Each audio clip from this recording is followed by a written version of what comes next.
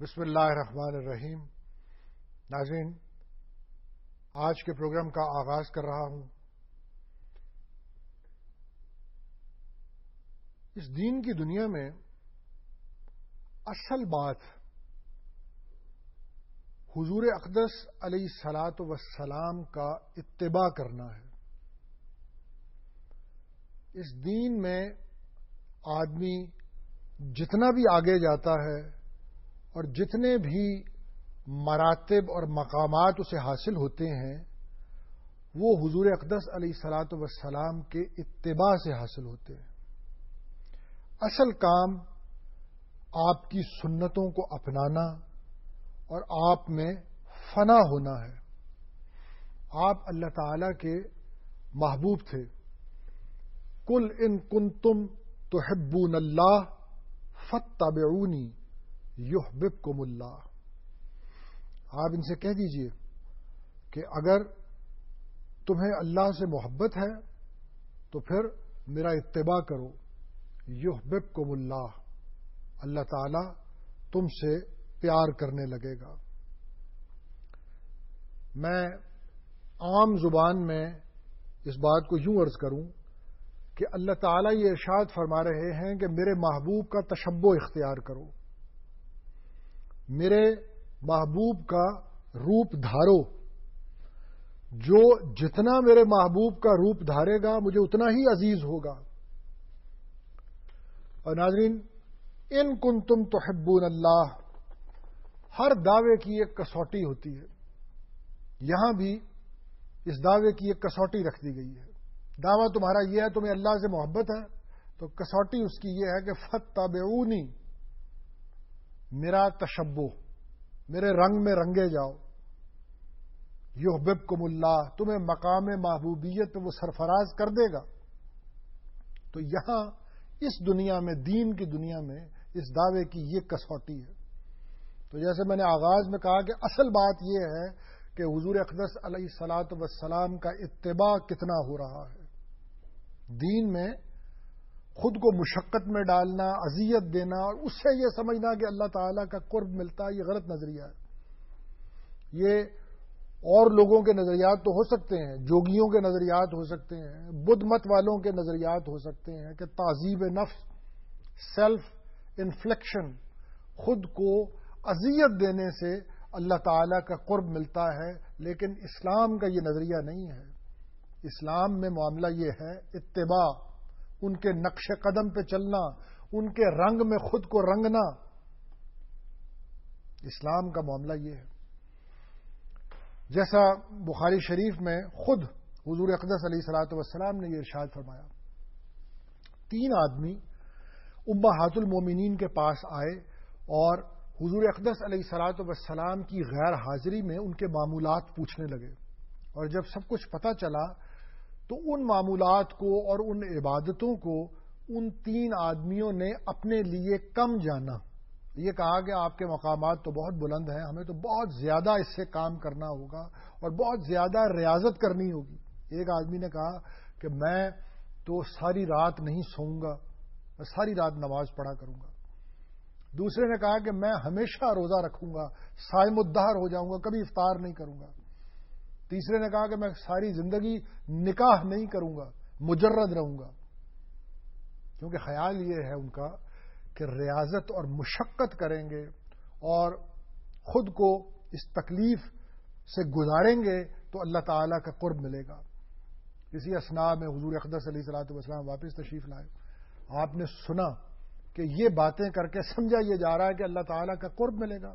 تو آپ نے یہ ارشاد فرمایا کہ اما واللہ انی لاخشاکم للہ واتقاکم لہ، اصوم وافطر اصلی وارقد واتزوج النساء فمن راغب عن سنتی فلیس منی. خدا کی قسم اللہ تعالیٰ کی خشیت اور اس کا تقوی مجھے تم سب سے زیادہ دیا گیا ہے، آپ نے ارشاد فرمایا. اور اس کے باوجود میری کیفیت یہ ہے کہ اصوم و افطر، میں روزہ رکھتا ہوں اور افطار بھی کرتا ہوں. یعنی تم نے یہ کیسے سمجھ لیا کہ مسلسل ہمیشہ روزہ رکھنے سے اللہ کا قرب ملے گا. اور میری سنت کو دیکھو تو صحیح, اصلی وارقد, میں نماز پڑھتا ہوں اور رات کو سو بھی رہتا ہوں. اتزوج النساء, میں نکاح بھی کرتا ہوں. اور پھر وہ کلیہ ارشاد فرما دیا کہ فمن راغب عن سنتی فلیس منی, جو میرے طریقے سے روح گرداں ہوتا ہے اس کا مجھ سے کوئی تعلق نہیں ہے. جس کا مجھ سے کوئی تعلق نہیں, اس کو قرب کہاں سے ملے گا؟ وہ اس راستے پہ آگے کیسے جائے گا؟ بات تو ختم ہو گئی. اصل چیز یہ ہے کہ میرا اتباع تم کتنا کرتے ہو, سب کچھ اسی سے ملتا ہے. جسے فہم نہیں ہے وہ یہ سمجھتا ہے کہ تعذیب نفس سے خود کو مشکل میں ڈالنے سے قرب مل رہا ہے. اللہ تعالیٰ خوش ہوتے ہیں, لیکن حقیقت کیا ہے؟ حقیقت یہ ہے کہ اتباع سے خوش ہوتے ہیں. نماز جو ہے یہ صبر ہے, اور رات کو سونا جو ہے یہ شکر ہے. روزہ صبر ہے, افطار شکر ہے. حضور اقدس علیہ الصلوۃ والسلام کی سیرت میں صبر بھی ہے, شکر بھی ہے. سیرت محمدی صبر اور شکر دونوں سے عبارت ہے. آپ مجمع البحرین ہیں. حقیقت یہ ہے کہ جس طرح صبر سے اللہ تعالیٰ کا قرب ملتا ہے, بالکل اسی طرح شکر سے بھی اللہ تعالیٰ کا قرب ملتا ہے. کیونکہ قرب تو اتباع پہ ملتا ہے, اور صبر شکر دونوں اتباع ہو رہا ہے. دونوں سیرت محمدی ہیں صلی اللہ علیہ وسلم.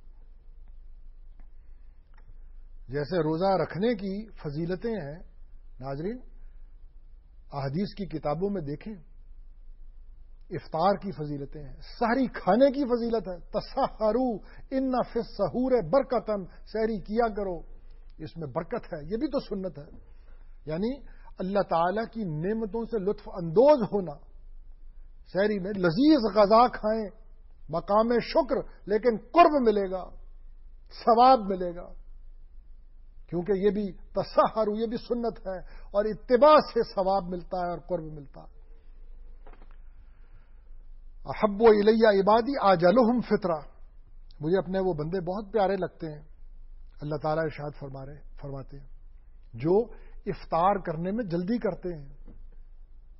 افطار پہ یعنی اللہ تعالیٰ کی نعمتوں کی طرف لپکنے میں.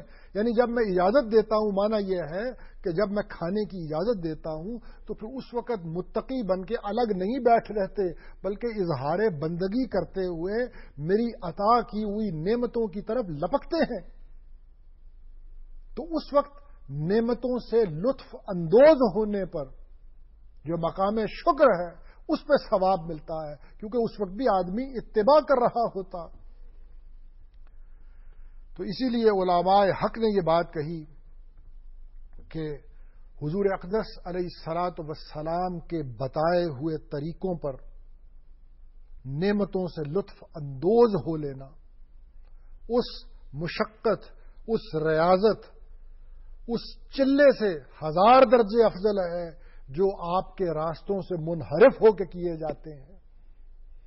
آپ کے بتائے ہوئے طریقے پہ رات کو سو رہنا اس ریاضت سے, اس رت جگہ سے 1000 درجے افضل ہے جو آپ کے بتائے ہوئے طریقے سے ہٹ کے کیا جا رہا ہے.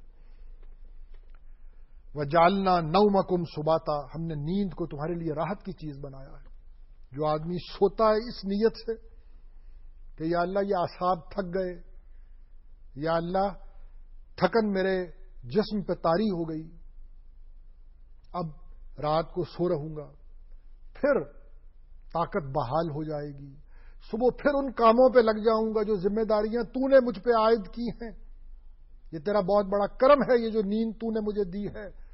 جو اس نیت سے سوتا ہے سونے پہ ثواب مرتب ہو رہا ہے, مقام شکر, لیکن ثواب کیونکہ اتباع ہو رہا ہے. وہاں فرما دیا آپ نے کہ اصلی وارقد, نماز پڑھتا ہوں, رات کو سو بھی رہتا ہوں, سوتے ہوئے کہ میں حضور اقدس علیہ الصلوۃ والسلام کی سنت پہ عمل کر رہا ہوں, اور اس لیے کر رہا ہوں, سونے پہ ثواب مرتب ہو رہا. آپ نے دیکھا یہ کوئی نیا دین نہیں ہے. یہ سمجھنا کہ تعذیب نفس سے, صرف کٹھن کام سے, صرف مشکل کام سے اللہ تعالیٰ کا قرب ملتا. حقیقت یہ ہے جو حضور اقدس علیہ الصلوۃ والسلام فرما رہے ہیں کہ صبر کے ساتھ ساتھ شکر سے بھی قرب ملتا ہے. یہی دونوں چیزیں ہیں. انبیاء کی تربیت بھی انہی دونوں راستوں سے ہوتی تھی. حضرت زکریا، حضرت ایوب، ان کی تربیت صبر کے راستے سے ہو رہی ہے. حضرت سلیمان، حضرت داؤد، نعمتوں کی بوچھاڑ ہو رہی ہے. اللہ تعالیٰ کے پیغمبر ہیں، تربیت کا دوسرا طریقہ ہے، شکر سے ہو رہی ہے. حضور علیہ الصلوۃ والسلام بھی ناظرین تربیت اسی طرح فرمایا کرتے تھے. یہ مختلف اصل میں راستے ہیں اللہ تعالیٰ کی طرف جانے کے لیے. یہ شیخ کا کام ہے، وہ دیکھتا ہے، طبیعتوں کو دیکھتا ہے، موقع محل کو دیکھتا ہے، کسی کو اس راستے سے لے کے جاتا ہے، کسی کو اس راستے سے لے کے جاتا ہے. حضور علیہ الصلوۃ والسلام عبد الرحمن بن عوف کو، حضرت عثمان کو ایک راستے سے لے کے جاتے تھے، حضرت بلال کو دوسرے راستے سے لے کے جاتے تھے.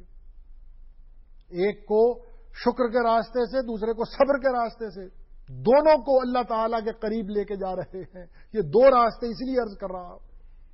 ایک روز دیکھا کہ حضرت بلال کھجوریں کھا رہے ہیں، اور جو کھجوریں بچ گئی ہیں ان کو سنبھال کے رکھ رہے ہیں.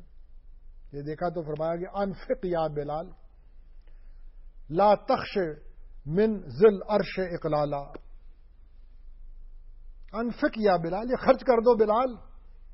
تم درویش آدمی ہو، تم انہیں کہاں چھپا کے رکھ رہے ہو؟ اللہ کی راہ میں لگا دو انہیں. کیا تمہیں آسمان والے سے مفلسی کا خطرہ ہونے لگا؟ لا تخش. کیا ہوا؟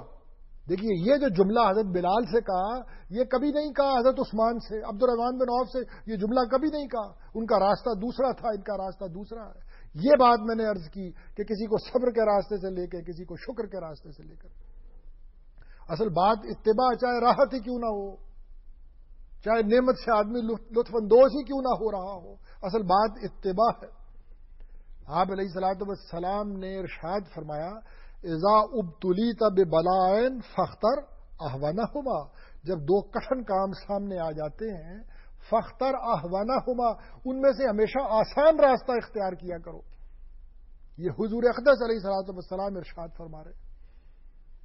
آپ ارشاد فرماتے ہیں کہ من شاق شاق اللہ علیہ، جو خود کو جان بوجھ کے مشکل میں ڈالتا ہے پھر اللہ تعالیٰ اس پہ بوجھ لاد دیتا ہے.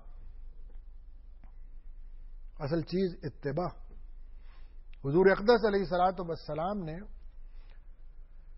لمبی احادیث کی ایک فہرست ہے، میں مختصر سی بات آپ کی خدمت میں عرض کرتا ہوں. ایک روز خطبہ ارشاد فرما رہے تھے کہ سامنے دیکھا ایک آدمی دھوپ میں کھڑا ہے. لوگوں سے پوچھا کہ یہ کون ہے، کیا معاملہ؟ لوگوں نے کہا کہ ابو اسرائیل ہیں، اور انہوں نے منت مانگی ہے کہ یہ دھوپ میں رہیں گے اور کھڑے رہیں گے، بیٹھیں گے نہیں، اور سائے میں نہیں آئیں گے، اور روزہ رکھیں گے. حضور علیہ الصلوۃ والسلام نے یہ بات سنی تو ارشاد فرمایا کہ مروہ فلیتکلم ولیستظل ولیقعد ولیتم صومہ. بخاری شریف میں لکھا ہوا ہے کہ اس سے کہو، اس نے جو خاموش رہنے کی منت مانگی ہے، اس سے کہو کہ بات کرے، اس سے کہو کہ سائے میں آ جائے، اس سے کہو کہ زمین پہ بیٹھ جائے، ہاں اس سے یہ کہو کہ اپنا روزہ پورا کرے. حضور اقدس علیہ الصلوۃ والسلام اصلاح کریکشن فرما رہے ہیں، کیونکہ سمجھا یہ جا رہا ہے کہ جان بوجھ کے خود کو، اپنی جان کو مشکل میں ڈال کر اللہ تعالیٰ کا قرب ملے گا. فرما رہے ہیں اس کام کی کوئی ضرورت نہیں ہے. عقبہ بن عامر جوہنی، ان کی بہن نے، مسلم شریف، ان کی بہن نے نظر مانی کہ میں سر پہ دوپٹہ نہیں لوں گی اور پیدل جاؤں گی حج کرنے کے لیے. تو جو حدیث میں عبداللہ بن عباس نے حضور علیہ الصلوۃ والسلام کے الفاظ روایت کیے ہیں کہ حضور علیہ الصلوۃ والسلام نے ارشاد فرمایا کہ ان اللہ لغنی عن نظرها، اللہ تعالیٰ کو اس نظر کی کوئی پرواہ نہیں ہے. اور اسے کہو سر کو ڈھانپ لے، اور اس کو کہو کہ سواری پہ چڑھ کے جائے. یعنی تعذیب نفس ہے. یہ کہاں سے سمجھ لیا کہ اللہ تعالیٰ کا قرب ملے گا؟ ناظرین، یہ وہ بات ساری جس کو میں اب سم اپ کرنے لگا ہوں کہ اصل بات یہ ہے کہ اللہ تعالی کی رضا حضور اقدس علیہ الصلوۃ والسلام کے نقش قدم پر چلنے میں ہے. اللہ تعالی کی رضا حضور اقدس علیہ الصلوۃ والسلام کی محبت میں فنا ہونے میں ہے. اس سے اللہ تعالی خوش ہوتے ہیں، اتباع سے. اور گو اس راستے میں، اس اتباع کے راستے میں نعمتوں کی بوچھاڑ ہی کیوں نہ ہو رہی ہو، گو اس اتباع کے راستے میں راحتیں ہی کیوں نہ مل رہی ہوں۔ جب یہ سب کچھ ہو رہا ہے تو پھر کس نے کہا ہے کہ عام آدمی لازماً جان کو جوکھوں ہی میں ڈالے گا؟ وآخر دعوانا الحمدللہ رب العالمین۔